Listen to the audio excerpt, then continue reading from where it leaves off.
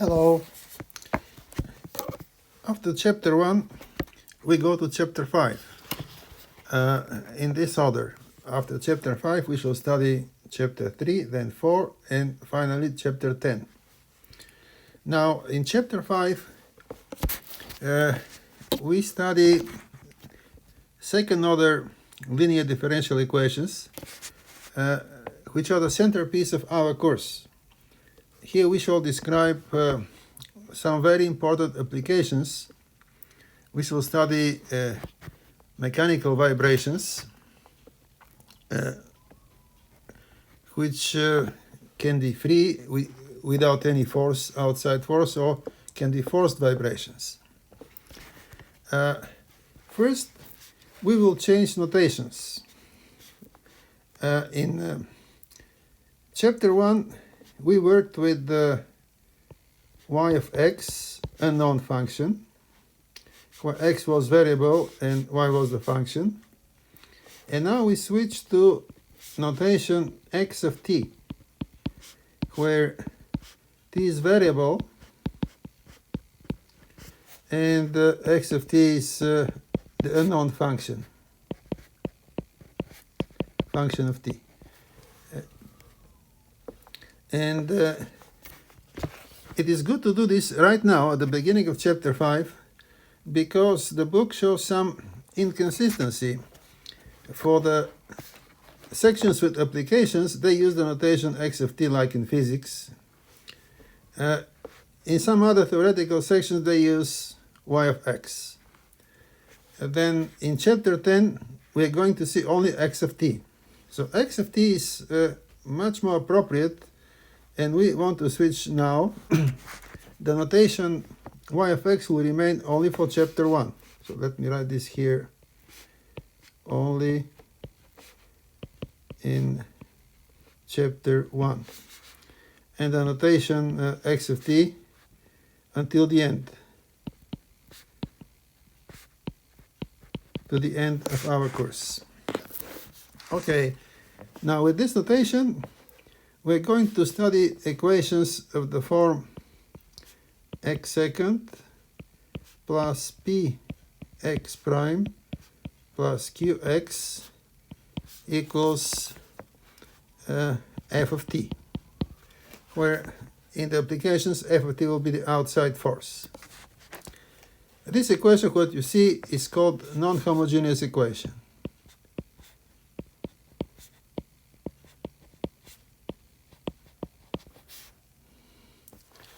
And the more simple case, when f is 0, is called homogeneous. This is the homogeneous equation.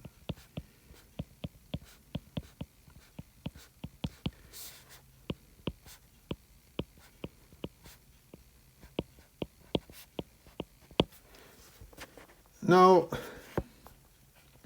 we have to try to avoid confusion, because in chapter 1 we had a type of equations which were called homogeneous, and they have nothing to do with the homogeneous equation that you see here. This is an entirely different type of equation. So first of all, we shall learn how to solve the homogeneous equation, and then we shall go to the non-homogeneous and see how to use the learned theory. How to solve this homogeneous equation? We want to find the unknown function x of t.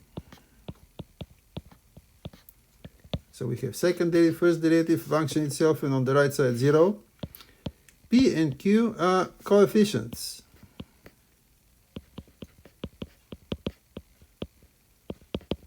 They do not depend on t, on the variable.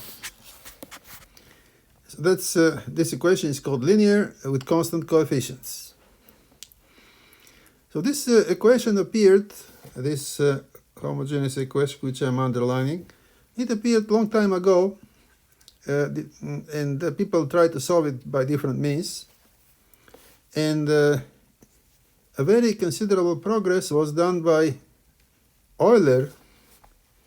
I shall write the name now. Leonhard Euler. That's how you pronounce this, Euler. A Swiss mathematician. and he made considerable contributions to mathematics and science in general. Euler tried to find solutions to the homogeneous equation. Let's call this homogeneous equation star for reference. So he just tried different functions. And he found a good success when he tried the function x of t equal exponential rt, where r is some number coefficient and t is the variable. This exponential function and some coefficient r in front. So what happens if we substitute this in the equation star? Let's see. So we have to differentiate. X prime will be r exponential rt. That's how we differentiate the exponential function. Chain rule. We differentiate by the rule e power u prime is u prime e power u. So in this case, u is rt, where r is a coefficient. U prime will be just r. Okay, so this is the first derivative. Here is the second derivative. Repeating this, we get r squared exponential rt. And we substitute this in the homogeneous equation.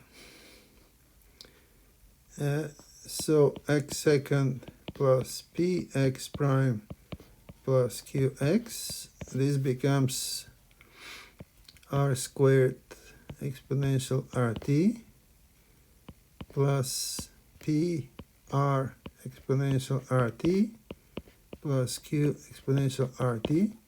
And we want this to be 0. Now, let's do some work with the expression here with the exponential function. We can factor the exponential function. We can write this exponential rt, and inside we have r squared plus pr plus q. And this we want to be 0. So now we can reason this way.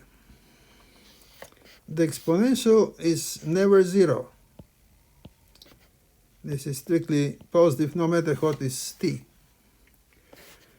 So if we want to get 0 here, this expression in the parentheses should be 0. So I can write this way. I can make this conclusion, which Euler did a long time ago. If r is such that r squared plus pr plus q equals 0, then x second plus px prime plus qx will be 0, where x is exponential rt. In other words, if r is a solution to this simple quadratic equation, then the function ert will be a solution for our equation. So that's how Euler discovered solutions. Now we can solve this quadratic equation, and using its solutions, which are called roots, we can construct solutions for the homogeneous differential equation. This algebraic equation here, let's write again r squared plus pr plus q equals 0, is called characteristic equation.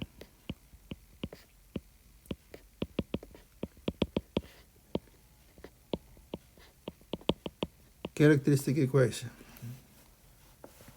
And we can solve it by using the quadratic formula.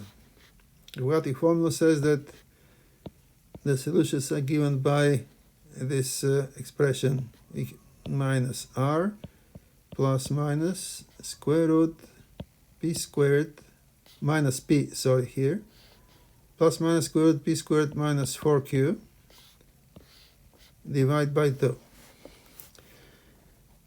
There is a more general formula if you have the equation like ar squared plus br plus c equals 0. General case when we have coefficient a in front of r squared, and I'm writing here abc because that's what usually people do in algebra.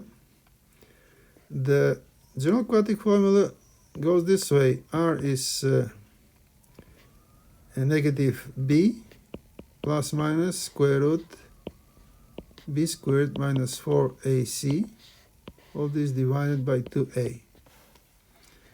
In the case when a is 1, like in the above equation, we get the formula that I wrote. So sometimes we can use this more general quadratic formula. I'm following the standard of the book. The equation is written r squared p r and q instead of abc, and we shall follow the book here. Now when we solve the quadratic equation, the characteristic equation, by using the quadratic formula, there are 3 cases.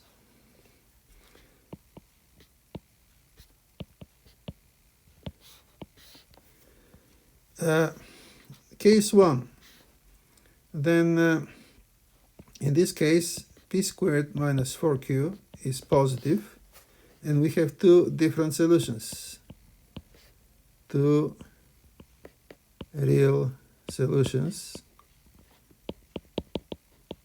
with plus minus. So r1 will be minus p plus root p squared minus 4q over 2, and r2 will be minus p minus radical p squared minus 4q over 2, and this is obviously different from r1. So r1 is different from r2. So that's one case which can happen. Another case is when the quantity in the radical p squared minus 4q is 0, and then we have r equals negative p plus 0 over 2, so just negative p over 2. One single solution.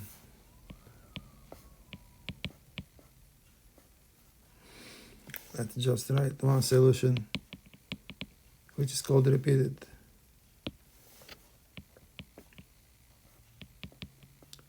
So one solution, which is called repeated. Why it's called repeated?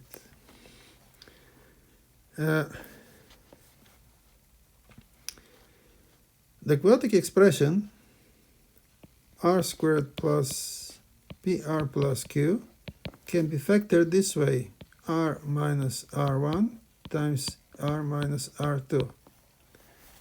This is a well-known property of the quadratic polynomials.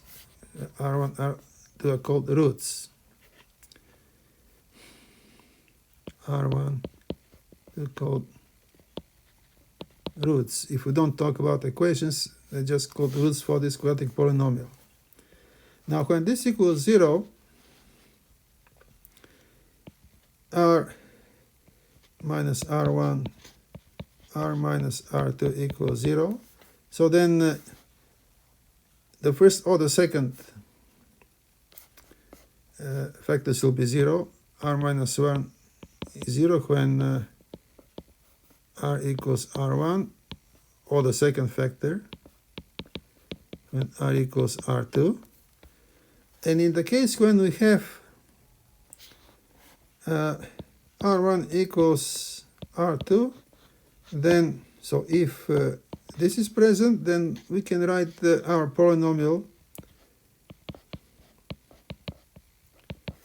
this will be r minus r1, let's call this common root, squared. So this will be r minus r1 times r minus r1 2 times. And from the first we get one solution, from the second another solution, and they're the same. So that's called, it's called repeated.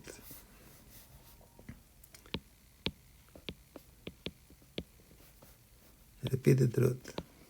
Okay, this is common terminology, so let's remember that if the quantity in the radical is 0, we have a repeated solution given by a very simple formula. And there is a third case when this quantity in the radical p squared minus 4q is negative. There are no other options, this is the third possibility. Then we have complex roots, because square root p squared minus 4q will be a complex number.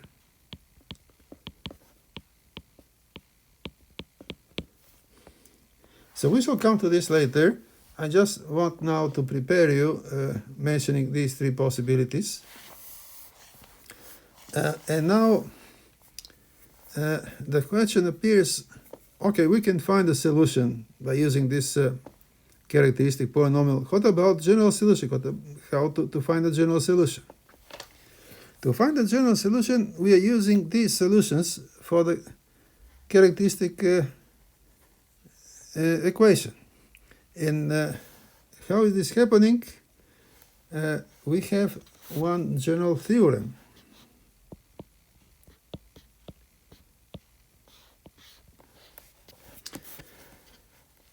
The general theorem is this. I shall write here again our equation, the equation star, x second plus px prime plus qx equals 0. And for this equation, the theorem says the following. Suppose x1t and x2t are two linearly independent solutions.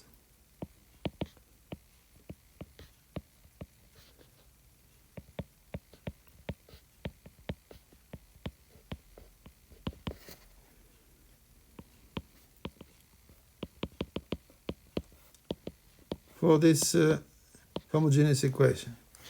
So each one substituted in the equation makes it 0. What linear independent means, I shall explain later, but now let's continue with the theorem. So suppose you get two linearly independent solutions, I shall just use independent. Then the general solution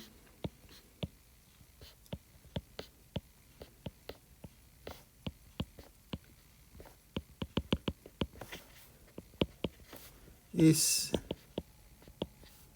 given by this expression. Xt is a x1t plus b x2t.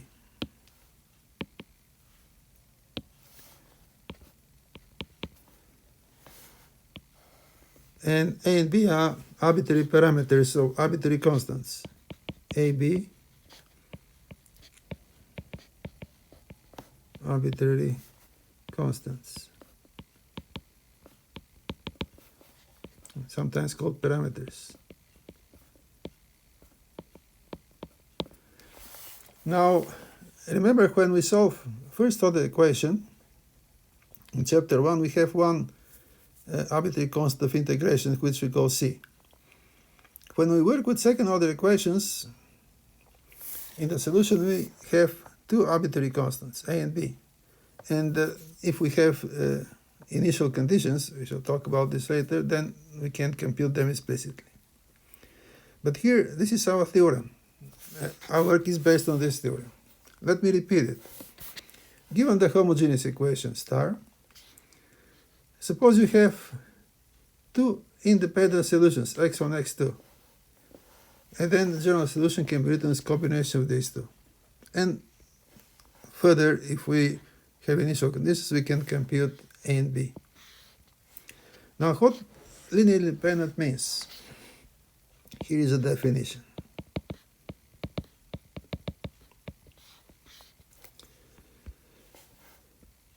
Two functions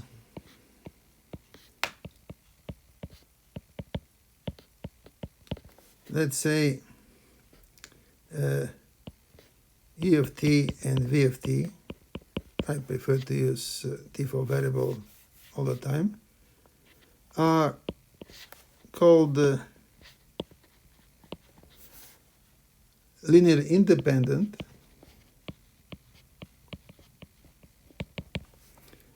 if the ratio is not constant, if U over V is not constant.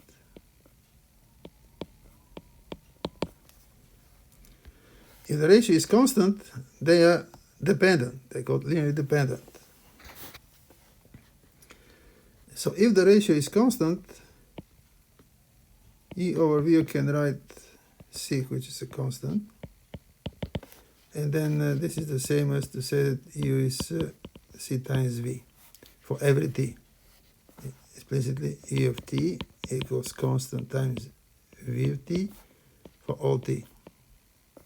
So that's dependent, linearly dependent. If this is not true, if the ratio is not constant, they're independent, and we're looking for independent solutions. Here are examples.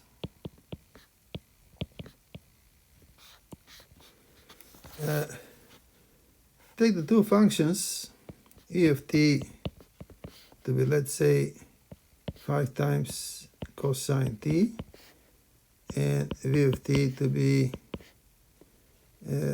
negative 1/2 cosine t. If you take the ratio, you'll see that it's a constant, and so they're dependent.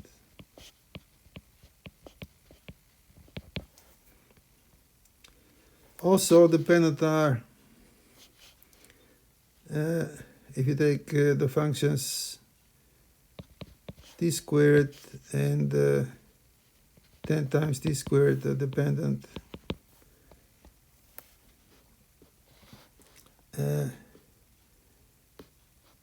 1 minus t and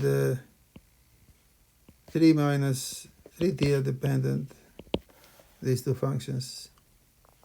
You can construct as many examples as you want.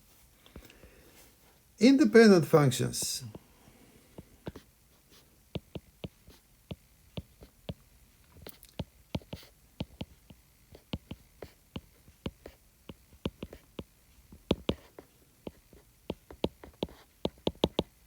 Pairs of independent functions. Look at this.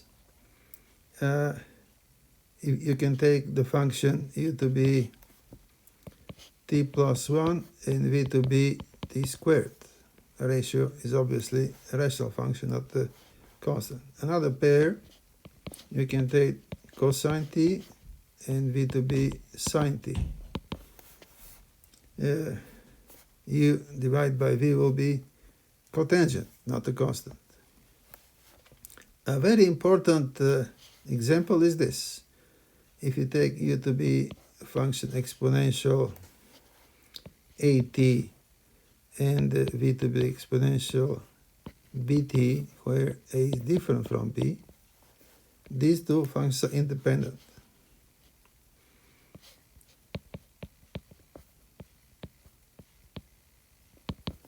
Because if you take the ratio exponential at over exponential bt, you can write this like exponential at minus bt, which is exponential a minus b times t. And because a and b are different coefficients, a minus b is different from 0, and this function is not constant.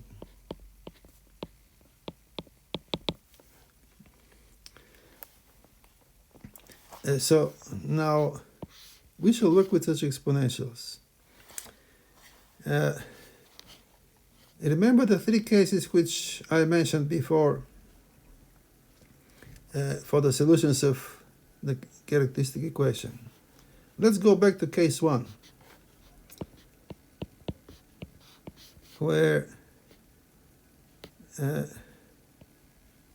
r squared plus pr plus q equals 0 has two solutions,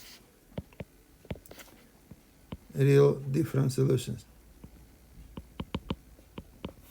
R1 different from R2. So this is the case when p squared minus 4q is strictly positive. For these two solutions, we define x1t, exponential r1t, and x2t to be exponential r2t. And these functions will be independent and they're solutions for the differential equation. Remember, if we have a solution for the characteristic equation r, e to rt is a solution for the differential equation. So what we define here are two solutions for differential equation. And because r1 is different from r2, look at the example above, these two functions are independent. These are x1 and x2 are two independent solutions for the homogeneous equation star. So then the general solution by our theorem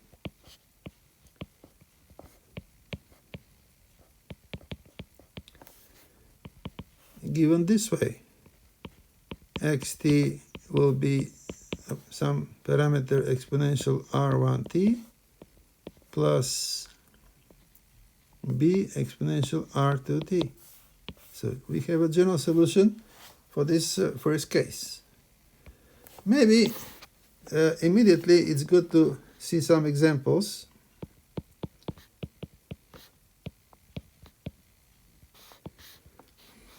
Let's solve one equation.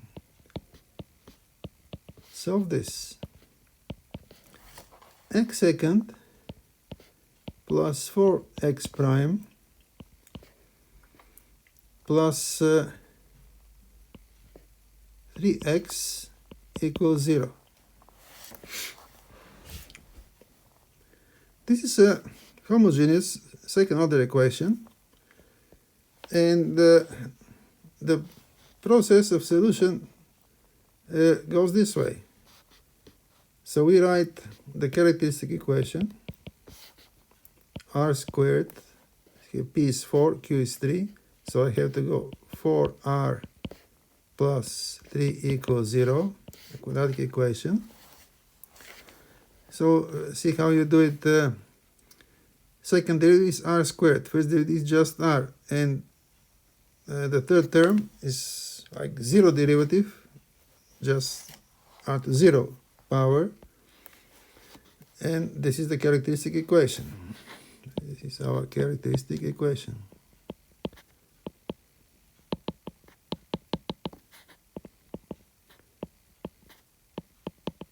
Corresponding to the equation could be written better. Corresponding to the differential equation. So now let's solve it. Here I follow the quadratic formula. I have to write 16 minus 4 times 3 minus 12 divided by 2. So this will be negative 4 plus minus root of 4 is 2. And we have two solutions. R1 let's take with plus. With plus here it becomes negative 2 over 2 negative 1. With minus negative 3. You see two different real solutions. And now we define x1 exponential negative t for r1, and we also define x2 exponential negative 3t with the second. So these two functions are both solutions for differential equation, and they are both independent. We have two independent solutions to our differential equation. Let me underline this differential equation which we are solving. Okay. And now I can write immediately the general solution. General solution will be x of t, arbitrary coefficient with the first one, plus arbitrary coefficient with the second one. And that's it. We found the general solution. Now let me show you how we work with the initial condition. Suppose we have such initial conditions. We want x0 to be 5, x prime 0 to be negative 3. Two numbers which I just wrote arbitrary numbers. We can interpret x0 like initial position, and x prime 0 we can interpret like initial velocity. Not all equations describe motion, but this is the way we assign initial conditions. Two: initial position, initial velocity. So let's find A and B now. When we set t equals 0, from the general solution, x0 will be 5. So we have the equation 5 equals A plus B, because both exponentials will be 1 each. Exponential 0 power is 1. So we have this equation for A and B. Now we differentiate x prime, differentiate the general solution. X prime will be negative a exponential negative t minus 3b exponential negative 3t. Make sure you differentiate correctly the exponentials. Again, we set t equals 0, and x prime 0 is negative 3, so on the left side negative 3, on the right side both exponentials will be 1, so we have negative a minus 3b. I shall rewrite the equations again. Here the second equation I can multiply by negative 1. So we have now 5 equals a plus b, and 3 equals a plus 3b. Now it's not difficult to solve these equations if we just subtract the second from the first. On the left side we get 2, and we have negative 2b, so b will be negative 1. If we know that b is negative 1, first equation will give you 5 equals a minus 1, so a will be 6. Now we can check substituting in the equations. A plus b, 6 minus 1 is 5. A plus 3b will be a minus 3 will be 3. So after finding these two coefficients, our solution